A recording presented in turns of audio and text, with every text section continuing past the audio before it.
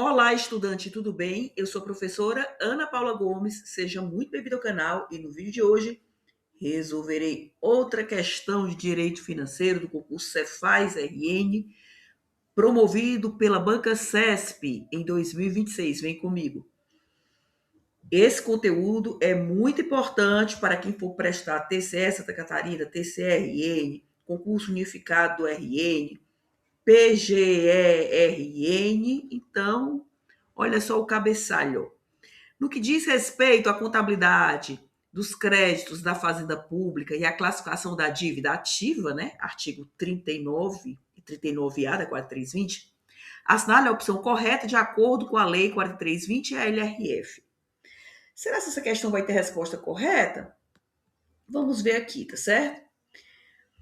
Eu já adianto a vocês que eu coloquei essa questão em 3 IAs. Nas 3 IAs, eles apontaram, né, como gabarito correto a letra A, mas eu discordo, tá certo? Eu vou mostrar o motivo da minha discordância.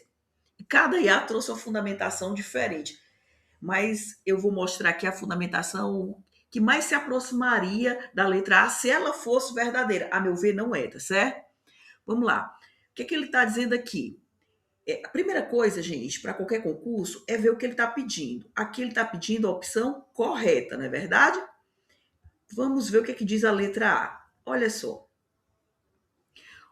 A função executiva estadual colocará à disposição da função legislativa, no mínimo 60 dias antes do prazo final para encaminhamento de suas propostas orçamentárias, os estudos e as estimativas das receitas para o exercício subsequente, incluindo a receita corrente líquida e as respectivas memórias de cálculo, tá certo?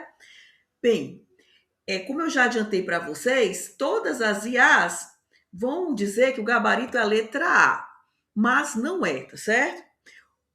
Se você pegar o 12 parágrafo 3º da LRF, vai dizer que a função executiva de cada ente colocará à disposição das demais funções e do Ministério Público, no mínimo 30 dias antes. Ou seja, a lei não vai falar 60, a lei vai dizer 30 antes do prazo final para encaminhamento de suas propostas orçamentárias, os estudos, as estimativas, as receitas para o exercício subsequente, inclusive da receita corrente líquida e as respectivas memórias de cálculo.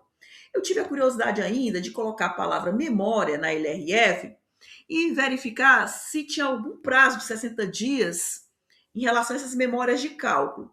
A outra, na segunda oportunidade que a LRF vai falar de memória, ela está falando lá do anexo de metas fiscais, tá certo? Que é outra perspectiva, e sei lá, no quarto da Lei Complementar 101 de 2000. Aí eu também tive a curiosidade de fazer uma pesquisa em relação à Lei 4320, tá certo? Bem, será se esse prazo de 60 dias estaria lá na 4320? Aí eu coloquei o vocábulo 60. Em momento algum, a 4320 fala 60. Aí eu também tive a curiosidade, coloquei memória, tá certo? Porque o cabeçalho não vai falar sobre a LRF 4320. Não tem o vocábulo memória na 4320. Eu ainda tive a curiosidade, coloquei memórias, também não. Então, sinceramente, gente, eu não sei de que a Banca CESP tirou esse prazo de 60 dias.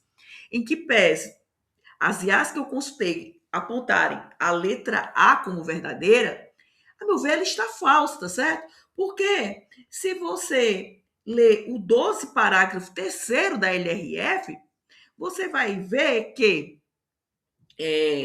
a função executiva de cada ente colocará à disposição das demais funções estatais e do Ministério Público, no mínimo 30 dias antes do prazo final para encaminhamento de suas propostas orçamentárias.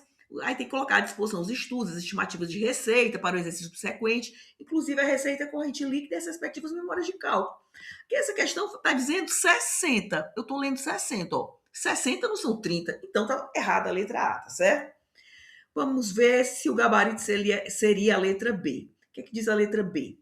Os créditos da Fazenda Pública, independentemente de sua natureza, devem ser escriturados como receita. Eu nem termino de ler a letra B, falsa. De fato, está falsa. Tá certo?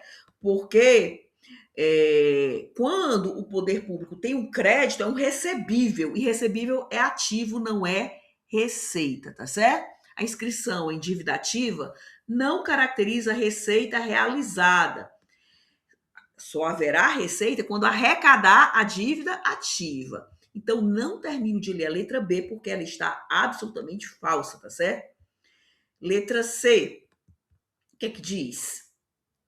Os recursos legalmente vinculados a finalidades específicas podem ser desvinculados. Gente, se o recurso é vinculado, como é que ele vai ser desvinculado? Não faz nem sentido a letra C.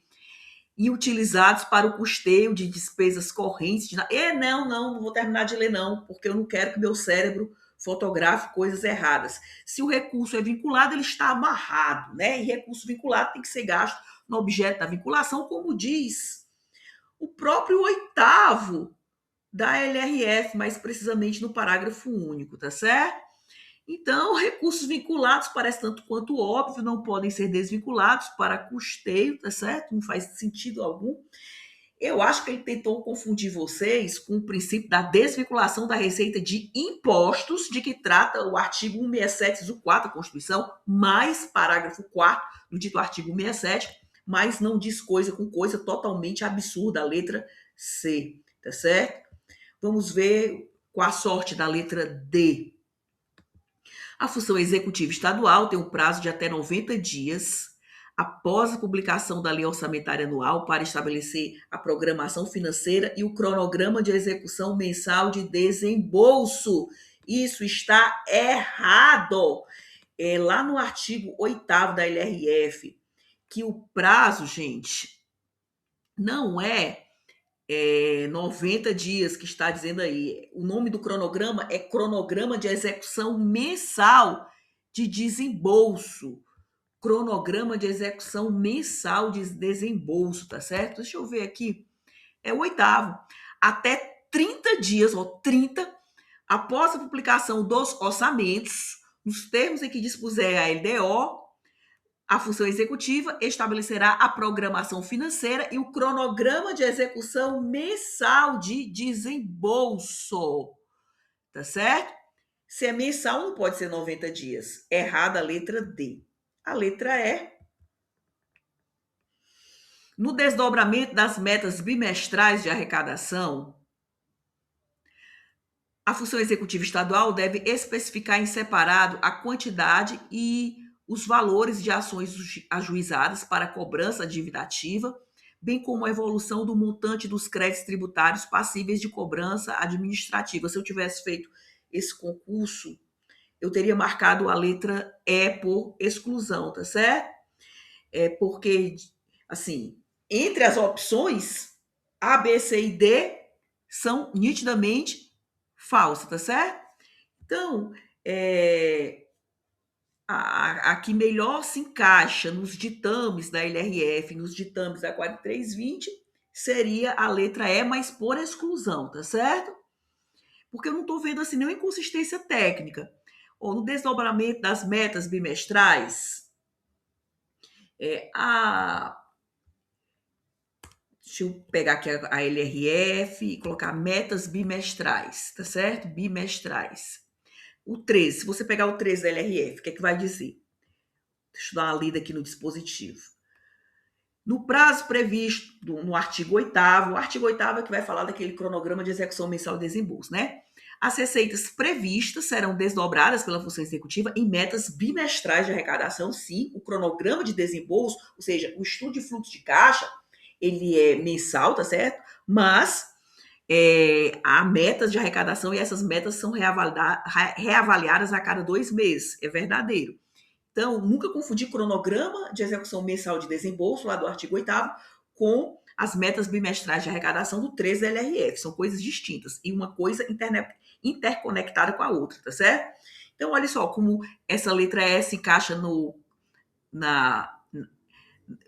13 da LRF. No prazo previsto no artigo 8º, as receitas previstas serão desdobradas pela função executiva em metas bimestrais de arrecadação, com a especificação em separado, quando cabível, das medidas de combate à evasão e à sonegação, da quantidade e valores de ações ajuizadas, da quantidade de valores de ações ajuizadas para cobrança de dívida ativa, bem como da evolução do montante dos créditos tributários passíveis de cobrança administrativa. Gente, o gabarito aqui nitidamente é a letra E. tá certo? Letra E, tranquilamente, vou ler de novo. O desdobramento das metas bimestrais de arrecadação. A função executiva estadual deve especificar em separado.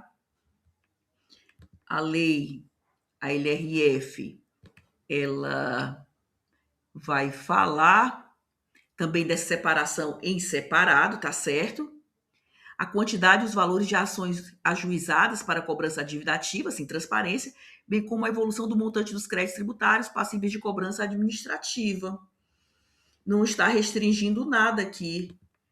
E bem como a LRF 13 vai dizer lá no final, bem como da evolução do montante dos créditos tributários passíveis de cobrança administrativa.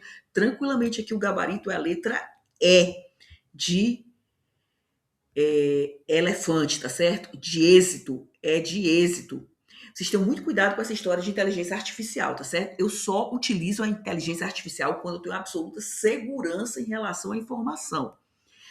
Eu disse para vocês no início desse vídeo que eu coloquei essa questão em 3 IAs. As 3 disseram que o gabarito é a letra A, mas a letra A está falsa por todo o exposto no vídeo de hoje. Tranquilamente aqui, não vejo possibilidade de anulação nessa questão 54. O gabarito aqui, tranquilamente, a letra E de êxito, com base no 13 da Lei de Responsabilidade Fiscal. É isso aí, meu povo. Gratidão por sua audiência. Até o próximo vídeo.